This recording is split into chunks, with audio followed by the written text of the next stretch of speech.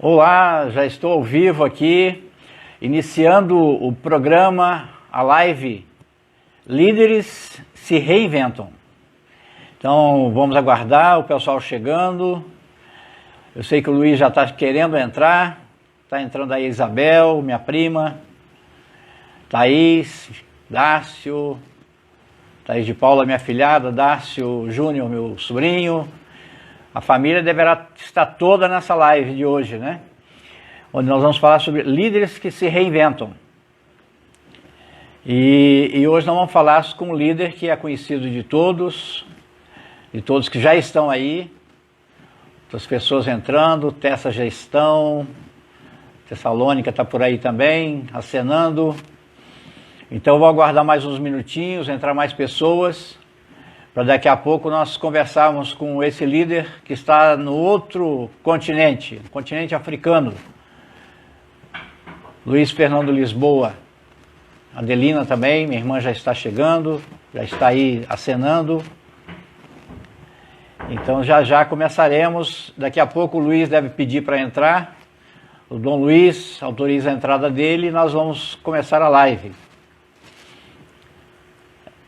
Eu estava fazendo as contas aqui, essa deve ser a 15ª live, 16ª live que eu faço nesses últimos 30 dias.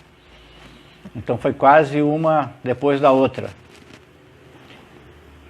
Mais gente chegando, pessoal da comunidade de Santa Maria Gorete, minha esposa Alice acabou de entrar, Guido. Família está chegando, família pontual, hein? Vamos esperar mais pessoas entrar para nós iniciarmos. Fábio, bem-vindo. Um abraço também para você, Isabel. O Luiz já deve entrar. Então, só recordando, vou recordar mais algumas vezes. Então, eu estou fazendo esse programa com líderes dos mais diversos segmentos. Já conversei com empresários, já conversei com consultores, comunicadores, Darcy chegando aí, Darcy Savino, Teide, Maria das Graças. Então, eu acho que é a primeira live do Luizinho, então, do Dom Luiz. Então ele vai acertar, vai solicitar a entrada. Isso, nós vamos acertar já.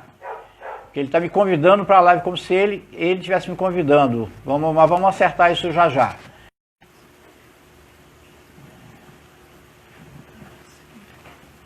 Está conseguindo aí?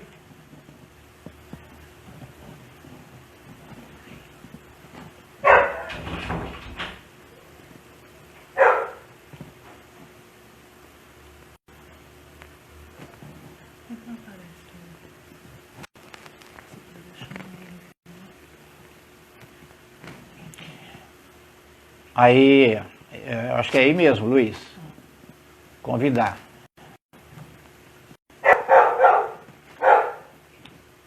Aqui, visualizar. Aí. Então o Luiz está chegando aí. Agora sim, houve a sinalização. Autorizar aí, agora sim. Eita. Agora sim. Tudo bem, Luiz? Tudo bem, Tudo bem, Dom Luiz? Graças a Deus. E com você? Tudo bom? Tudo bem também, graças a Deus, dentro do possível, né? É verdade. Dentro do possível. Muito bem, nós temos aí já vários participantes da família, amigos. Eu quero explicar antes, Luiz, antes de nós começarmos, já explicar para o pessoal que de vez em quando vai sair Luiz, de vez em quando vai sair Luizinho, né? Não vamos ficar na formalidade não, mas hoje eu estou entrevistando dentro do programa Líderes se Reinventam. Eu estou conversando, na verdade, com Dom Luiz Fernando Lisboa, que é bispo de Pemba, uma diocese imensa, em Cabo Delgado, Moçambique. Esse programa, Luiz, tem por objetivo entrevistar líderes e saber como é que eles estão se reinventando nesse momento de crise. Uma crise que eu tenho chamado de tremendamente democrática, porque ela atingiu todo mundo, ela atingiu a todos. E disse quando se fala que atinge a todos, que nós estamos no mesmo barco, o que não é verdade. Estamos todos, talvez, no mesmo mar revolto, mas em barcos diferentes. Existem pessoas que estão em transatlântico e não são tão atingidas, e outras estão em barcos, às vezes barcos de papel, que são realmente engolidas por esse mar revolto. E aí eu quero, apresentando o Luiz, né, já falei, é missionário, há muitos anos ele foi missionário em Moçambique, e hoje ele é missionário com uma grande missão mesmo, que é pastorear uma diocese que é muito grande. Eu gostaria que você falasse um pouco, Luiz, dessa diocese que você está. Antes de eu fazer a primeira pergunta, que você falasse um pouquinho mais, se apresentasse um pouquinho mais a quem nos acompanha agora nessa live. Tá bom. Obrigado por essa oportunidade. Um grande abraço a todos aqueles que estão nos acompanhando. Em primeiro lugar, Moçambique é um dos 55 países da África. Eu sempre gosto de ressaltar isso, porque muita gente ainda pensa a África como um país. A África é um grande continente. E Moçambique é um dos países mais pobres do mundo, da África e do mundo. Moçambique tem 12 dioceses. Praticamente cada diocese corresponde a um estado, como nós chamamos aí no Brasil, aqui nós chamamos de província. Então são 10 províncias, 12 dioceses. Apenas 2 províncias têm 2 dioceses cada uma. As outras correspondem uma província, uma diocese. Então aqui a diocese de Pemba ela abrange todo o estado de Cabo Delgado. Eu já estou em Moçambique, cheguei a Moçambique em janeiro, vai completar 20 anos. Fiquei esses 15 anos em Moçambique, 4 anos eu fiquei fora, fiquei no Brasil e voltei para cá por mandato do Papa Francisco, que me nomeou como bispo dessa igreja de Pemba, onde eu já havia trabalhado vários anos. Então, resumindo, 16 anos de missão em Moçambique. Sim, exatamente. Você ficou desses 20 anos, ficou apenas 4 fora, e quando você ficou fora, acabou que você veio estudar, fazer um mestrado em missiologia, né? Se especializar mais ainda para fazer esse trabalho. Missiologia eu já tinha feito mestrado antes, quando eu ainda estava no Brasil. Quando eu fui agora, fiz um mestrado em pastoral. Pastoral. Em pastoral. Então, mas a minha área, eu sempre gostei muito da pastoral, da missão. Então, fiz missiologia e depois fiz pastoral justamente porque gosto muito dessas áreas. E esses dois mestrados... Isso me ajudou muito. Certamente, esses dois mestrados. A experiência que eu tive aqui, a experiência que eu tive no Brasil, então... juntando um pouco com a teoria e com a prática pastoral, com certeza ajuda muito e nos dá uma dimensão maior para poder ajudar uma igreja particular. Muito bem. Prática pastoral você teve muita, né, por conta de ter sido vigário em várias paróquias aqui no Brasil, paróquias de um povo carente, em várias que você frequentou, várias que você liderou, né? Então, você adquiriu uma experiência pastoral que hoje te ajuda também no pastoreio de uma diocese. Com certeza. Aprendi muito em cada paróquia que eu trabalhei, aprendi com padres com quem eu trabalhei, aprendi muito com leigos. Eu encontrei ao longo da minha vida pastoral lideranças, leigos, religiosas, padres, que me ajudaram muito, com experiências também espetaculares. E isso me ajudou muito a crescer e a ampliar meus horizontes. E isso tudo eu trago agora na missão específica de pastor de uma igreja, de bispo, para caminhar junto, não é? Para tentar construir uma igreja em comunhão, para tentar que seja uma igreja, como o Papa Francisco tem pedido, colegial, né, onde todos têm voz, onde todos podem participar, onde todos assumem responsabilidades. Então, isso ajuda muito, graças a Deus. Luiz, como padre de uma congregação missionária, passionista, Eu quero saber o seguinte, como é que você, como missionário, como líder de uma diocese tão grande, né, a diocese de Pemba, ela tem o tamanho de alguns estados, de alguns países até, né, é muito grande. Como é que você está conseguindo se reinventar nesse momento de uma crise que é global, atinge a todos, e atinge muito mais aqueles que têm um barquinho pequeno, como eu disse, né? Quem tem transatlântico não é tão afetado. Mas quem tem aí um barquinho pequeno, né? Como é que você está conseguindo se reinventar nesse momento histórico? Eu não tenho a pretensão de dizer que estou conseguindo, mas nós estamos tentando, é, ouvindo as pessoas, valorizando as experiências de cada um, tentando agir colegialmente, decidindo as coisas em assembleias, dando muita força ao Conselho de Pastoral Diocesano, propondo isso para os padres, que ouçam os conselhos paroquiais. Uma igreja, quando ela se reúne em assembleia, quando todos podem falar, quando todos podem participar, quando todos podem colaborar com as suas riquezas, com seus dons, com certeza ela vai ser uma igreja muito mais missionária, muito mais pastoralista, apostólica, uma igreja mais profética até. Então, a reinvenção para qualquer profissional, e também para nós que somos pastores, é algo que deve ser constante, porque as realidades, sobretudo nos dias de hoje, mudam muito rapidamente.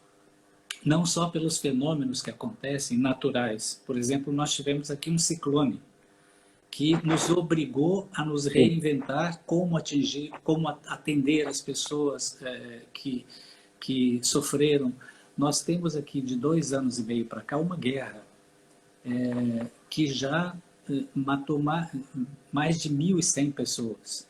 Uma guerra onde tem, nesse momento, mais de 200 mil deslocados.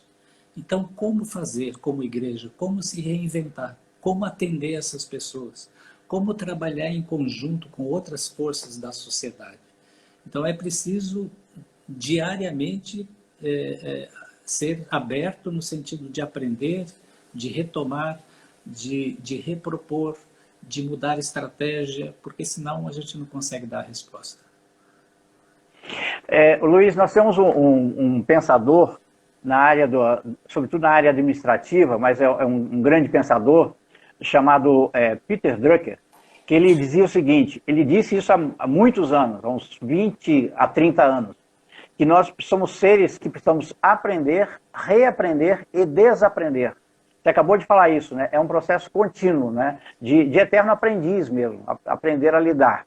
E aí você falou de instituições, falou da igreja. Como é que a igreja, como instituição, ela está se posicionando nesse momento para ajudar aí a atender aquele povo mais sofrido, que tem sido atacado, que na verdade que são os mais atacados pelos insurgentes, né? Você falou de uma guerra que começou há cerca de 2 anos, né? Falou do ciclone, mas depois falou também desses ataques. Como é que vocês estão fazendo para lidar e apoiar as pessoas? Olha, a igreja, o papel da igreja é ser uma igreja pobre para os pobres. O Papa Francisco tem insistido muito nisso. Quando a igreja não se posicionar dessa maneira, não é a verdadeira igreja de Jesus. Então, como é que nós temos feito? A igreja tem... a igreja, como dizia o Papa Paulo VI, é perita em humanidade. Então, nós temos aqui uma crise humanitária. No dia da Páscoa, o Papa Francisco todo ano faz a bênção Urbi et Orbi, que é a bênção sobre Roma e sobre o mundo. E nessa bênção, ele falou das várias crises do mundo e falou concretamente da crise humanitária em Cabo Delgado. E isso foi muito importante ele ter falado, porque o Papa Francisco tem uma voz muito forte, não só na igreja, mas no mundo. Depois que ele falou, muito mais gente de fora se interessou. Nós costumamos dizer aqui, depois que o Papa Francisco falou, Cabo Delgado entrou no mapa, porque estávamos um pouco esquecidos. Então, a igreja, desde o início dos ataques, e depois com a situação do ciclone, a igreja tem tentado dar uma resposta através da Caritas. A Caritas é uma organização da igreja que é organizada a nível internacional, a nível nacional e a nível de cada diocese, além das paróquias. Então, a Caritas tem trabalhado em comunhão com outras organizações da sociedade civil, organizações nacionais e internacionais, por exemplo, Programa Mundial de Alimentação, a Unicef e muitas outras organizações. A igreja tem trabalhado em conjunto para tentar dar uma resposta, levando alimentação, levando abrigo, tenda para que as pessoas possam ficar. Com esses deslocados aqui, nós temos acampamentos com 2.000, 3.000, 4.000 pessoas. Então, como dar uma resposta? Alimento, cobertor, esteira, tenda. Então, a Caritas tem trabalhado incansavelmente nesses 2 anos e meio durante essa guerra. E outra forma da igreja atuar tem sido falando. Eu tenho dado muitas entrevistas, eu tenho falado bastante, tanto interna como externamente, para mostrar que Cabo Delgado está aqui, que nós somos todos irmãos, que precisa haver solidariedade do mundo em relação a nós, que as pessoas precisam solidarizar-se e procurar nos ajudar. Desculpa, a energia aqui caiu e voltou já. Isso é normal acontecer.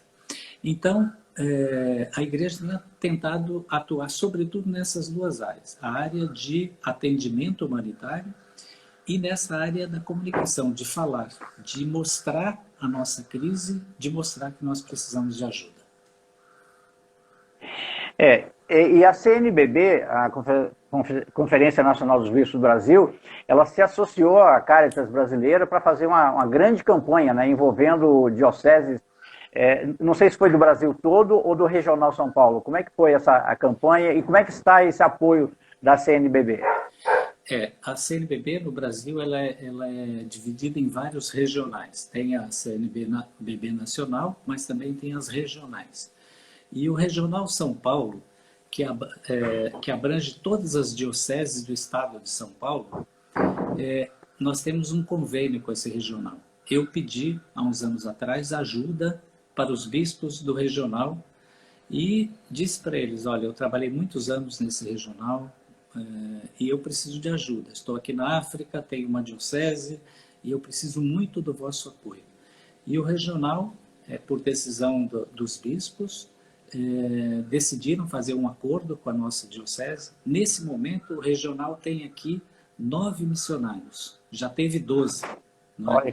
Tem 9 missionários e o regional banca esses missionários. Eu não tenho nenhuma condição nem de pagar passagem, nem de dar algum tipo de estadia. Então, o regional, além de enviar, as dioceses, além de enviar os missionários, sustentam os missionários aqui. Foi o próprio regional que comprou carro para os missionários fazendo os trabalhos deles, o próprio regional que dá um subsídio para que os missionários possam sustentar-se. Então, essa é uma ajuda espetacular da Igreja do Brasil, desse regional de São Paulo. Nós temos também aqui um padre do norte, né? E está para vir também um seminarista da região norte. Então, é um trabalho de igreja, são igrejas irmãs que se ajudam, que se apoiam. A CNBB, então, desde que eu vim para cá, tem dado apoio, sobretudo regional Sul 1, mas a CNBB nacional também já enviou para cá assessores para nos ajudar, dando cursos, dando formação. A Igreja do Brasil, eu me sinto muito apoiado e agradecido pela Igreja do Brasil. Os bispos, muitos bispos, convidam, contatam, entram em contato conosco e oferecem algum tipo de ajuda, pelo menos unidos na oração, toda a Igreja do Brasil, né, está. Aliás, unidos em oração é um jeito de ser missionário, né, Luiz? Com certeza. Há muita gente que confunde que ser missionário é estar presente no lugar, é estar disponível fisicamente no lugar, mas não é só o único jeito de ser missionário, né? Não. Fala um pouco sobre isso, por favor. Luiz, só um ajuste, afasta um pouquinho aí isso, para você aparecer um pouco mais. Dá uma movimentada no seu celular, que aí você aparece um pouco mais. Isso. Aí, opa, melhorou. Melhorou. Desculpa a minha caipiragem nessas coisas. Eu Então, estou muito orgulhoso, ô Luiz, é, não só de poder tá tendo essa conversa com você, meu irmão, mas também por ser a sua primeira live, né? Vamos falar para o pessoal que é a primeira live que você participa, é a primeira, né? por isso que Então, estamos aprendendo juntos. eu não sabia nem ligar aqui, precisei de ajuda, mas tudo bem. Agora, daqui para frente, eu vou ficar doutor. Então, mas a Muito bem. sua... Então, fala um pouco esse ser missionário. O que é ser missionário? De que Pois é. modo cada um de nós pode ser missionário? Em primeiro lugar, todo católico é missionário. Pelo nosso batismo, todos somos missionários. E o católico que diz, ou o cristão, não só o católico, o cristão que diz que não é missionário, ou que nega ser missionário, não entendeu o que é ser cristão. E não está vivendo plenamente o seu batismo. Para usar os nossos órgãos, o nosso corpo, como São Paulo gostava de comparar, nós podemos ser missionários usando os joelhos, usando as mãos e usando os pés. Usando os joelhos pela oração. Então, se eu colocar meus joelhos no chão e rezar pela missão da igreja, pelos missionários, os doentes podem ser missionários, mesmo na cama, através da oração. Então, a oração e os joelhos. Outra maneira é usando as mãos, sendo um ativista no bom sentido, não é? Fazendo alguma coisa para ajudar o meu próximo, né? Participando da minha comunidade, sendo catequista, ou sendo um colaborador numa instituição de caridade. Há muitas formas de usar as minhas mãos para trabalhar. Então eu posso ser missionário com as minhas mãos, fazendo o bem, ajudando alguém, enfim, dando um pouco de mim em relação ao próximo, ajudando o meu próximo. Então aí eu uso as mãos. É a atividade, uma atividade pastoral ou uma atividade social. E a terceira maneira de ser missionário é usando os pés. É ir ao encontro, é sair das suas fronteiras. Jesus enviou os seus discípulos, eles tiveram que ir, não ficaram parados no lugar. Então, ir não significa só ir para outro país ou para outro continente. Eu posso ir ao encontro de realidades que são, como o Papa Francisco tem dito, são realidades necessárias à minha presença. Por exemplo, um psicólogo que sai da sua casa e faz um trabalho social para ouvir alguém, para orientar, para ajudar alguém, ele está usando os pés, porque ele está saindo. Uma comunidade que sai para ajudar outra, uma paróquia que ajuda outra paróquia mais necessitada, de alguma maneira. Alguém que sai e vai para outro estado, não é? Para outra diocese, para outro país, para outro continente. Então, significa sair, ir ao encontro do outro, servir alguém. É aquela famosa igreja em saída que o Papa Francisco tem falado tanto. Então, nós não nos fechamos em nós mesmos, não nos fechamos na nossa comunidade ou na nossa paróquia, mas irmos ao encontro daqueles de realidades que precisam da nossa ação ou do nosso apoio, da nossa ajuda. Não sei se então, expliquei. você quer dizer que quem explicou, né? Explicou, eu entendi bem, mas aí eu quero fazer uma provocação. Quem sai com os pés, quem é missionário com os pés, ele também tem que estar com as mãos e os joelhos disponíveis. Com certeza. Ele tem que rezar também, não é? E muito, porque quando você sai da sua zona de conforto e vai para um lugar onde é outra cultura, outros costumes, muitas vezes outra língua, aí você tem que se reinventar, você tem que reaprender, você tem que ser humilde. Ninguém pode chegar num lugar achando que sabe tudo e que levou a salvação ou que só vai despejar conteúdos, etc. Não. Cada lugar que a gente chega, o missionário é assim. Em cada lugar, seja na cidade, seja na outra diocese ou no outro estado, seja no outro país ou continente, tem que lembrar daquele texto onde Deus fala para Moisés, tira as sandálias, não é? O missionário ele tem que pisar com os pés no chão da realidade, entender a realidade, ouvir muito antes de falar, conhecer a realidade para depois ele ver o que ele pode fazer, junto com os outros. O missionário não é a salvação, não é? Ele ajuda as pessoas a descobrirem Deus na sua própria realidade. Esse é o grande desafio do missionário, né? Com certeza. É chegar e não vir de cima, né? De cima para baixo, né? Mas entrar na realidade do povo, entender. Agora, Luiz, por que dessa sua opção? Você já tinha uma opção sacerdotal, né? Uma opção pela congregação passionista, que é missionária, mas por que me perguntam, e a você certamente pergunto o tempo todo, por que ir para a África, ir para o continente africano, e por que Moçambique? Conta um pouquinho essa história. Certo. Eu, desde que eu entrei para o seminário, depois de fazer o noviciado, e quando eu já estava na filosofia, eu comecei a alimentar esse sonho de ser missionário na África. É claro que enquanto a gente está estudando, eu sabia que tinha que dar conta da filosofia, da teologia, então eu não falava muito isso. Não falava, poucas pessoas sabiam disso, mas eu comecei a alimentar esse sonho de ser missionário na África.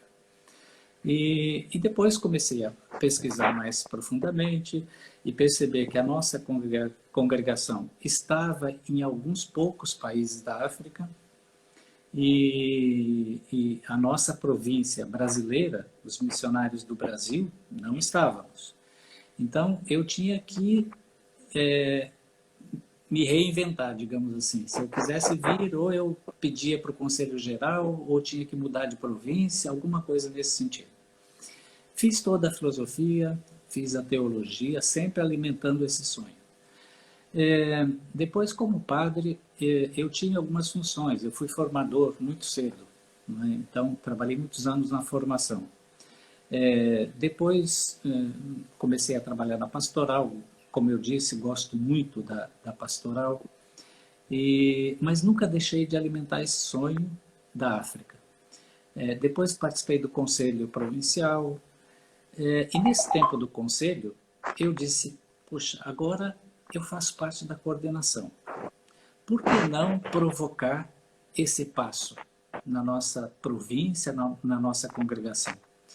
E foi isso que eu fiz. Bem quando eu estava fazendo o mestrado em missiologia na Faculdade de Nossa Senhora da Assunção, no Ipiranga, São Paulo, eu tive um colega moçambicano que estava lá fazendo um outro curso, mas nós nos encontrávamos em algumas matérias. Então eu comecei a conversar com ele, a perguntar de onde ele era, a congregação. Ele era um deoniano, Congregação do Sagrado Coração, que é a mesma do Padre Zezinho. E ele era moçambicano. E eu disse para ele, olha, eu sempre tive o sonho de trabalhar na África, eu ainda vou chegar lá. E ele disse assim, olha, tem um bispo da minha congregação que é moçambicano e que está aqui no Brasil fazendo um tratamento de saúde. A diocese dele é a diocese de Pemba. E ele é da minha congregação, é um deoniano. Por que você não vai lá visitá-lo? Conversar com ele sobre missão. Então eu falei, vou. Me diga onde ele está, me dá o endereço. E nisso eu era conselheiro do padre Gabriel Gasparim. Ele era o provincial. E nós nos dávamos muito bem. E eu marquei essa visita e convidei o provincial para ir junto. Depois ele disse que eu armei uma cilada para ele, não é? Fomos lá visitar o bispo e começamos a conversar. O bispo, quando os passionistas vieram me visitar, começou, vocês têm que ir para a minha diocese, porque a minha diocese tem pouco padre, a minha diocese não tem religiosos. E o bispo ficou numa insistência, ele estava doente, até melhorou, e insistindo, vocês têm que ir, tem que ir, e era o ano de 99. E o padre Gabriel, provincial, quando percebeu a insistência, disse para o bispo assim, olha, não é possível, nós não temos quem mandar, o padre Luiz não pode ir, porque ele é formador, é pároco, e nós vamos ter capítulo em 2001, 2 anos depois. Só depois que nós podemos dizer alguma coisa. Então o bispo diz assim, mas olha, então antes do capítulo, manda alguém para ficar 6 meses lá, para conhecer a realidade, depois vir para o capítulo e falar. Foi a ideia do bispo. Quando nós saímos dali, o Gabriel quase me matou. Gabriel, olha, o que você foi me aprontar? Eu falei, olha, eu não sabia que ia ser dessa forma. Eu imaginava e queria um convite, né? Mas que ia ser daquela forma, não. O Gabriel disse assim, nós somos poucos, temos tantas paróquias, quem que nós vamos mandar? Eu disse, eu vou. Eu sou candidato, pode me mandar. Você não pode, porque você é do Conselho Provincial, não sei. Eu falei, Padre Gabriel, não tem nenhum problema o conselheiro sair alguns meses, o capítulo já vai estar próximo, eu já cumpri quase todo o meu mandato, eu vou para lá, fico um tempo e volto para trazer as informações para o capítulo. E o Gabriel, como era muito gente boa, Deus o tenha, ele já faleceu há alguns anos, ele de fato aceitou. Em janeiro de 2001, eu vim para cá, vim de mala e cuia, não é? Quer dizer, vim trazendo tudo que eu podia e assim, até trazendo coisas para uma casa que fosse morar e etc. Chegando aqui... Para ele seria 6 meses, você já foi definitivo. Eu já vim assim, com a intenção, sua mente e coração. Com a intenção de ficar. E, então, depois de 6 meses, eu voltei, fui para o capítulo, fizemos o capítulo e tal, e nesse capítulo foi eleito o Padre Norberto, que muita gente que está me ouvindo conhece. O Padre Norberto foi meu formando. Então, ele acabou de ser eleito, eu disse para ele assim, Norberto, você sabe que eu quero voltar para a África e eu vou voltar. Ele disse, mas eu não tenho quem mandar junto. Mas eu já tinha conversado com o Padre Fernando, não é? E o Padre Fernando já tinha dito, olha, depois que eu cumprir meu mandato lá onde eu estou, em Goiás, eu posso ir. Era só 8 meses depois. Eu disse, tá bom, então diga isso para o provincial. E o Norberto, então, permitiu que eu voltasse, não é? Vim para cá. O Padre Fernando veio 8 meses depois, então eu fiquei aqui 1 ano e 2 meses sozinho, como passionista. Depois veio o Padre Fernando e aí pronto, começou a missão. A missão nem sempre começa de uma forma tranquila, né? Às vezes ela precisa de um empurrão, às vezes ela precisa de um confronto, e o nosso não teve confronto, mas teve que ter um pouco de ousadia, diria assim. Então foi assim que começou e depois vieram outros colegas, passaram vários passionistas por aqui. Nós já temos nesse momento 2 padres passionistas moçambicanos e temos um diácono que está aí no Brasil, que no fim do ano vem para cá, o diácono Antunes, e temos outros que estão adiantados, o Daniel, e outros estão na filosofia, então futuramente, se Deus quiser, teremos vários outros passionistas. Então fiquei alguns anos, fui ao Brasil para ficar 1 ano e acabei ficando 4 anos e pouco, como eu disse no início. Aí o Papa e eu queria voltar. Já tinha avisado para o provincial que na época era o Padre Hamilton, o atual Dom Hamilton, né? Dom Hamilton. Dom Hamilton. Que virou bispo também. Que também agora é bispo. Então eu avisei o Dom Hamilton, olha, em agosto teremos o capítulo e eu quero voltar para a África, porque eu vim para ficar 1 ano e já estou há 4 e pouco. Então estava, digamos, tudo certo para eu voltar. E depois de agosto, depois do capítulo. Mas aí, em junho, dia 12 de junho de 2013, o Papa Francisco me nomeou para eu voltar já com esse trabalho, com esse serviço de ser pastor da diocese. Então, desde lá estou aqui, já são 7 anos e estou muito feliz. Que bom, Luiz. É bom saber que você está feliz, a gente conversa sobre isso, você sempre fala, né, que aí é a tua casa, né? A gente até já abriu mão disso, né? A gente sabe que aí é a tua casa. Mas, olha só, nós temos aqui, né, participando da live, além de alguns familiares, né, irmãs, sobrinhos, sobrinhas, nós temos amigos do tempo de comunidade da Maria Gorete, temos amigos do setor, né, tem aí o Miltinho, a Suzete, Serginho, já vi passando por aí, quer dizer, uma gama de pessoas que não conhecia toda essa história que você está trazendo aí. Mas só mais um comentário sobre isso, né? Na verdade, Deus já estava preparando, né, esse encontro com esse estudante, depois o encontro, o fato de um bispo estar aqui doente, mas aqui no Brasil. Quer dizer, então, Deus já estava preparando o caminho. Mas, por outro lado, Deus não avisou que você ia encontrar a quantidade de dificuldades que você encontrou aí. Como é que tem sido lidar com essa situação agora, Luiz, dos insurgentes? Só para o pessoal entender, né? Insurgentes são rebeldes que estão agora atacando aldeias, vilas. Como é que está sendo essa situação? Esses ataques, eles têm como propósito atacar a instituição, a igreja? Qual é o propósito desses ataques, Luiz? Bom, é bom explicar um pouco isso. Esses ataques começaram no início de outubro de 2017, portanto já tem mais de dois anos e meio. Começou um grupo pequeno, que na época se apresentava como um grupo fundamentalista islâmico. Depois foi tomando outras proporções. Começaram a atacar um posto policial, depois começaram a atacar aldeias mais distantes, mais no mato, para dentro. Aldeias pequenas, eles atacavam, matavam algumas pessoas, queimavam casas, muitas vezes decepavam a cabeça das pessoas. Isso é uma maneira de mostrar muita força. E então as pessoas fugiam das aldeias para as vilas, ou seja, para os centros da cidade, aqui a gente chama de vila. Então as pessoas começaram a esvaziar as aldeias por medo, não é?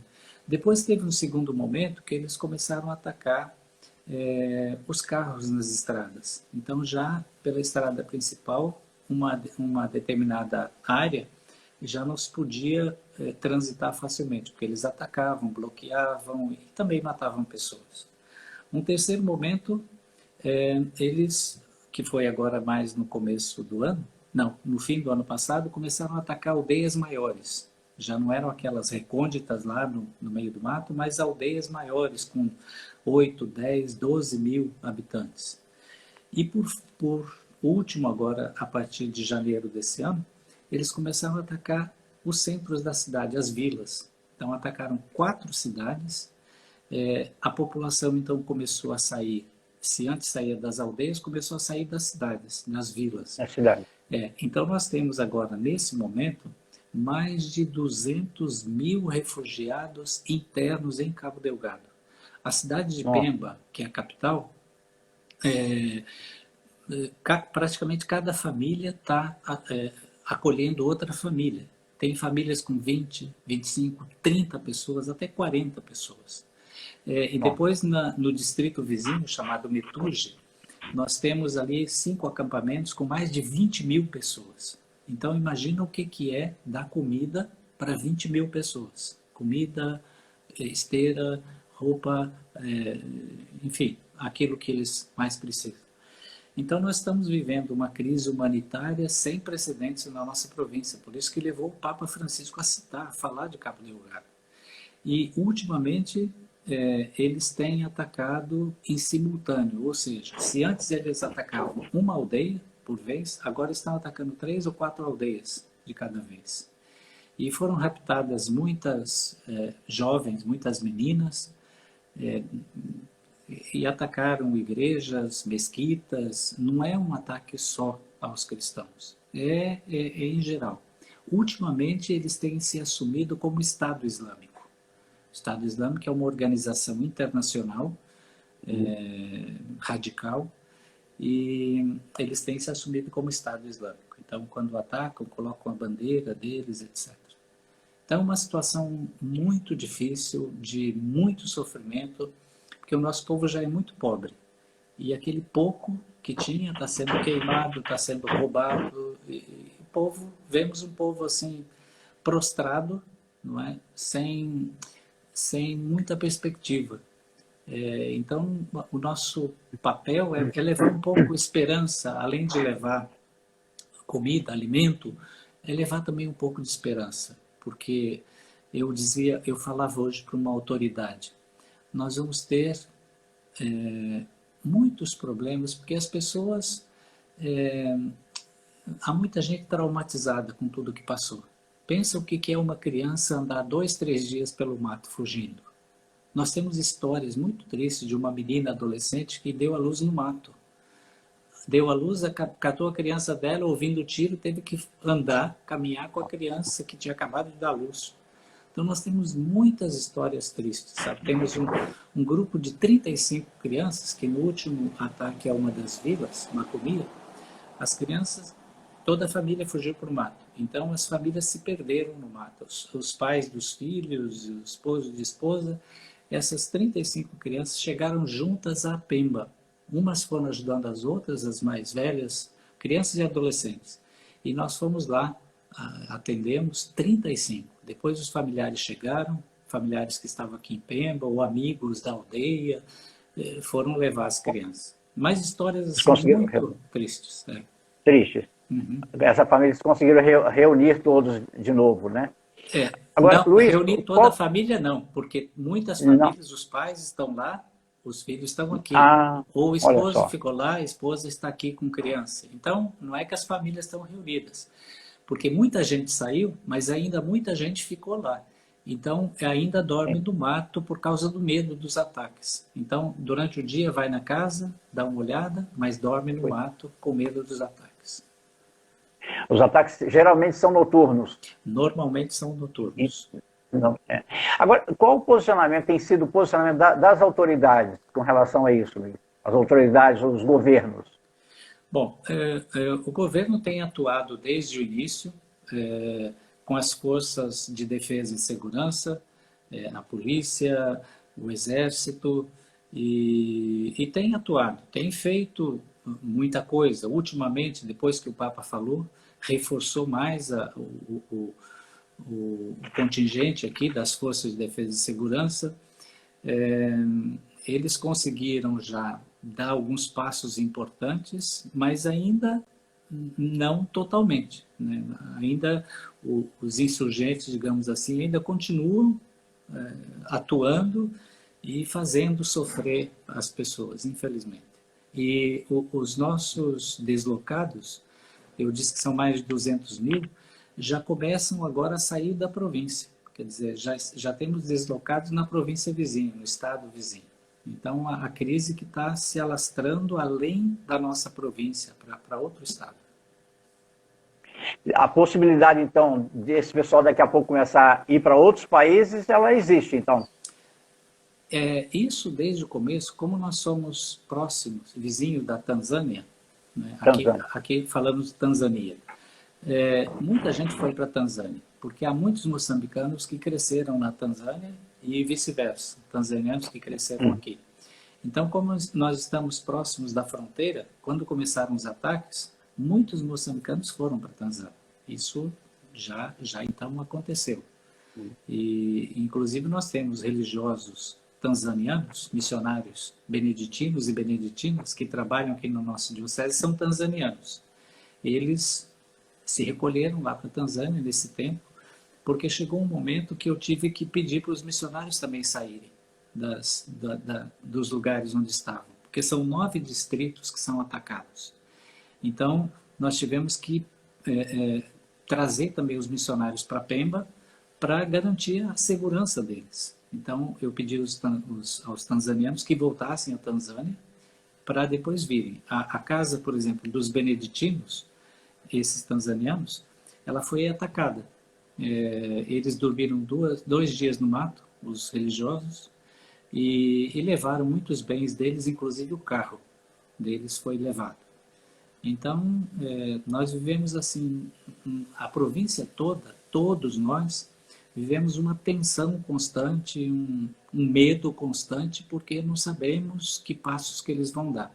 Eles ficam, às vezes, 3 ou 4 dias em silêncio, daqui a pouco a gente sabe, como aconteceu há 2 dias atrás, raptaram 13 meninas, entendeu? De 2 aldeias. Noutra aldeia mataram 17 pessoas, isso que é de 2 dias atrás, o rapto, semana passada. Então nós vivemos nessa constante tensão. Constante tensão. Agora, não já passou o momento de o governo solicitar o apoio das forças da ONU? Porque a ONU tem um grupamento para justamente nessas situações de conflito intenso intervir. Não seria já o momento e o governo é que tem que solicitar, na verdade, né? Tem que ser o governo. Desde que nós temos falado já há muito tempo, eu tenho dito e muitas pessoas têm dito dentro do país que é preciso um apoio externo dos países da região, né, que aqui nós chamamos de SADC, ou da União Africana, ou das Nações Unidas, enfim, nós precisamos de ajuda. Só que, é claro, isso tem que ser pedido pelo governo. Porque a ONU não interferiria se o governo não solicitar esse apoio, né? Não. Agora, você saiu há pouco de uma assembleia de bispos, né, em Maputo, né, na capital de Moçambique. E como é que foi a assembleia e qual tem sido o posicionamento? Essa situação que vocês estão vivendo em Pemba, ela é comum também em outros países, em outras províncias? Não, nesse momento não. Os ataques têm sido aqui, esse tipo de ataque. Na zona centro do país, nas províncias de Sofala e Manica, tem alguns ataques, mas é de um grupo, digamos assim, rebelde do partido de oposição que não aceitou esse... Porque agora nós estamos num processo de paz, de entrega das armas, etc. E eles não aceitaram o acordo que foi feito entre o governo e a oposição, e então eles são rebeldes dentro da oposição. Não aceitaram, então acusam de que eles têm feito alguns ataques na zona centro. Então ali também há uma certa tensão. Mas nada parecido com os ataques daqui, né? Lá, cada 20 ou 30 dias atacam, sei lá, morrem 2 ou 3 pessoas, uma vida já seria muito. Eu não estou minimizando. Mas em comparação com o número daqui, e as perdas e todo o sofrimento é um pouco diferente. Nós estivemos reunidos, os bispos, na semana antepassada, semana retrasada, em Maputo, na capital. Nossa reunião deveria ter sido em abril, mas por causa do coronavírus, nós adiamos, fizemos agora. Os bispos estão muito sintonizados com Cabo Delgado. Há um apoio. Da nossa conferência saíram 3 documentos. Um, que é um comunicado geral de como foi o nosso encontro, do que nós tratamos, etc. Um outro sobre o coronavírus e esse momento de emergência que nós estamos vivendo. Nós estamos aqui no país no 3º mês de estado de emergência. Então, a igreja tem colaborado. Nós, desde o início, não estamos celebrando missa, não temos catequese. Nós estamos dando a nossa contribuição para impedir que essa doença venha com força aqui no nosso país. E, de fato, isso tem resultado. Embora nós tenhamos já cerca de 600 infectados, tivemos até agora 5 mortes, que é muito. Repito, uma morte já é muito. Mas não teve aquele impacto que teve na Europa, que teve no Brasil e em outros lugares, não é? Então, esse fechamento, esse cuidado no início agora foi muito importante. Então, um documento dos bispos foi sobre esse tema do Covid-19 e do estado de emergência. E um terceiro documento foi uma mensagem ao povo de Cabo Delgado. Uma mensagem de todos os bispos ao povo de Cabo Delgado por causa desse momento que nós estamos vivendo. Uma carta assim, como um carinho dos pais em relação aos filhos. Então, os bispos estão muito presentes, estão apoiando a nossa ação. Alguns bispos foram além da presença, de ligar muitas vezes para perguntar como está e de apoiar, têm mandado alguma ajuda material também, mesmo na sua pobreza, ajudando, olha, isso aqui usa no que for preciso, ou compra alimento, vejam, vocês aí que vejam o que é mais importante. Então nós temos tido, graças a Deus, uma solidariedade de pessoas individuais, de congregações, de instituições, de dioceses. Não é? Cada um manda um pouquinho, não é suficiente, porque o número de pessoas é muito grande. Não é? Então, toda ajuda, seja na oração em primeiro lugar, não é? Mas seja de alguma ajuda concreta, algum apoio, sempre é muito bem-vindo, porque de fato nós precisamos. Aqui no Brasil, além da CNBB, a Caritas Brasileiras, existem campanhas localizadas. Né? Me parece que o pessoal da Catedral de Osasco tem uma campanha, coordenado pelo Serginho, existe uma outra campanha. Então, isso daí tem sido assim, de ajuda não suficiente, mas tem sido um grande apoio, né, Luiz? Um suporte, né? Com certeza. A Diocese de Osasco, onde está aí o Dom João, o Dom João não é só a catedral, né? A diocese, né? A diocese. O Dom João sempre foi muito irmão, muito amigo, e já mandou ajuda para nós. Até da Diocese de Osasco vieram aqui 4 padres para nos visitar. Estiveram aqui conosco. Também é importante fazer essa experiência de ir ao encontro, ver com os próprios olhos, visitar. E já mandaram também vários grupos e o próprio bispo alguma ajuda material. E nós tivemos também de outros lugares, de outras dioceses, apoios e ajudas que você citou o Serginho. O Serginho, junto com um grupo ali da Imaculada Conceição, criaram uma associação chamada Dom do Bem. Dom do Bem. É uma associação que surgiu para ajudar na formação dos nossos seminaristas. Eu pedi para alguns amigos que nos ajudassem a formar os nossos seminaristas. Nós temos, nesse momento, 53 seminaristas. E é claro que formar custa, não é? É um investimento muito forte. Nós não temos condição para isso. Então, eles surgiram, essa associação, esses amigos surgiram como forma de ajudar a formar os nossos seminaristas. Mas ajuda, desde o começo ficou claro que nós poderíamos usar também para ajudar na formação das crianças, para ajudar uma creche, enfim.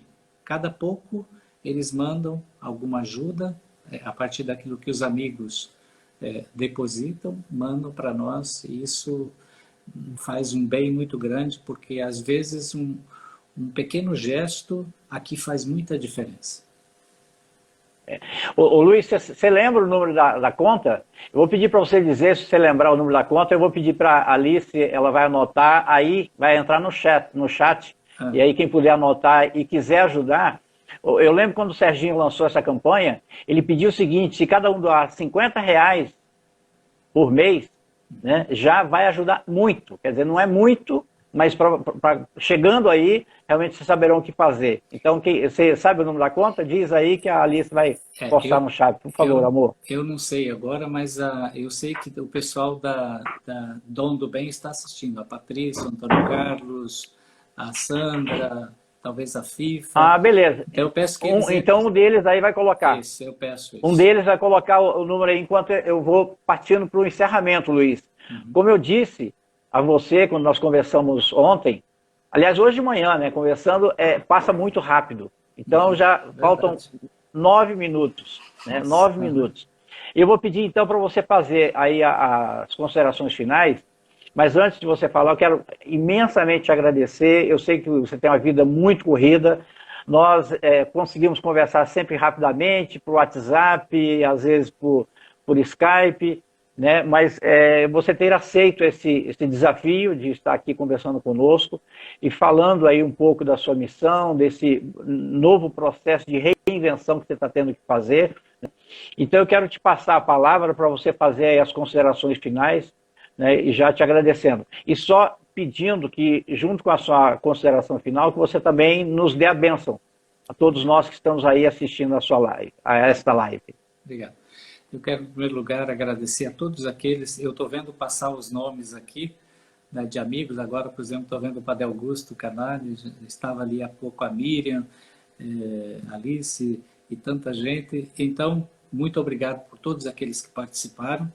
Queria dar um abraço também para a Michelle, a nossa sobrinha, que está fazendo aniversário hoje. Que Deus a abençoe. Isso. Né, grandemente. Muito bem lembrado. E, enfim, agradecer a todos aqueles que participaram e lembrar isso. todos nós somos igreja, a igreja de Jesus. Todos nós devemos ter um compromisso uns com os outros. Então eu queria abraçar cada um que está participando, o Zé Antônio, muita gente que eu já vi passar aqui. Que Deus abençoe a cada um, que todos nós possamos assumir o nosso papel como cristãos, como pessoas que podem fazer uma diferença na sociedade, amando o próximo, fazendo o bem, cada um tentando dar o melhor de si. O mundo não vai mudar, não vem nada, nenhum milagre caído do céu. O mundo vai mudar se nós conseguimos mudar à nossa volta aquilo que nós podemos fazer. Então, que ninguém sinta-se fora, que ninguém se sinta excluído, que cada um possa ser uma pessoa ativa, no sentido de ajudar a transformar o mundo. Aqui, acima da minha cabeça, está ali Dom Oscar Romero, que sempre para mim foi uma inspiração. Esse bispo da América Central, que foi sempre um defensor dos mais pobres e que foi morto barbaramente pelos poderes do seu país, El Salvador, foi morto durante a celebração da Eucaristia. Então, Dom Oscar Romero dizia uma frase muito importante que para mim marca muito: a libertação chegará, porque Deus não é mentiroso. Então, que Deus possa libertar o nosso povo, que Deus possa ajudar os mais pobres, os mais abandonados, ajudar a partir das nossas mãos, do nosso olhar, do nosso compromisso. Cada um de nós pode fazer alguma coisa. Cada um de nós pode ser útil. Cada um de nós pode transformar em atitudes aquele amor que a gente tem dentro do coração. Então, desejo a todos que Deus abençoe a cada um, que abençoe a cada família, e com todo carinho, com todo gosto, posso dar agora a bênção para todos. Hoje é dia de São João, João Batista, o grande profeta, aquele que uniu o Antigo e o Novo Testamento, aquele que preparou o caminho de Jesus. Então vou pedir a intercessão dele para que todos sejamos abençoados. Por intercessão de São João Batista, abençoe-vos o Deus Todo-Poderoso, Pai, Filho e Espírito Santo. Amém. Amém. Amém. Obrigado, Luiz. Olha só, eu quero dizer a você e dizer aos outros. A Alice, minha esposa, ela vai salvando os nomes que vão aparecendo. Então eu vou te enviar os nomes. Infelizmente a gente não consegue falar o nome de todo mundo, alguns passos a gente não consegue nem ler direito, mas você vai receber os nomes e aí você coloca nas suas orações aí o nome de cada um, a intenção de cada um, e rezemos uns pelos outros. Com certeza. Um grande abraço para você, Luiz. Eu vou salvar essa live vai ficar também salva lá no IGTV, então quem não teve a oportunidade de assistir, vocês poderão comunicar